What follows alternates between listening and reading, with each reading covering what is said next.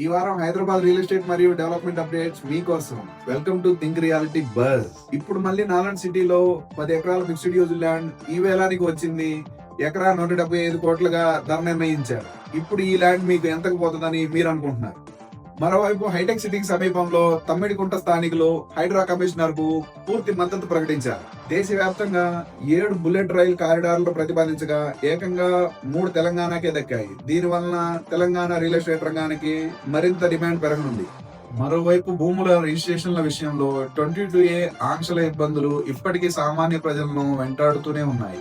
అయితే మరో good news ఏంటంటే కమర్షియల్ స్పేస్ లీజింగ్ విషయంలో 7.2 మిలియన్ స్క్వేర్ ఫీట్ అమ్మకాలతో హైదరాబాద్ అగ్రస్థానంలో దూసుకుపోతుంది. ఇవన్నీ ఒక ఎత్తు అయితే హైదరాబాద్ లో చిన్న వర్షం పడినా చాలు ప్రధాన రహదారులన్నీ మినీ వినేజ్ లా మారిపోతున్నాయి. వాటర్ లాగింగ్ తో వాహనదారులు తీవ్ర ఇబ్బందులు పడుతున్నారు. ఇలాంటి వీక్లీ రియల్ ఎస్టేట్ ముచ్చట్ల కోసం మమ్మల్ని ఫాలో అవ్వండి. Thank you.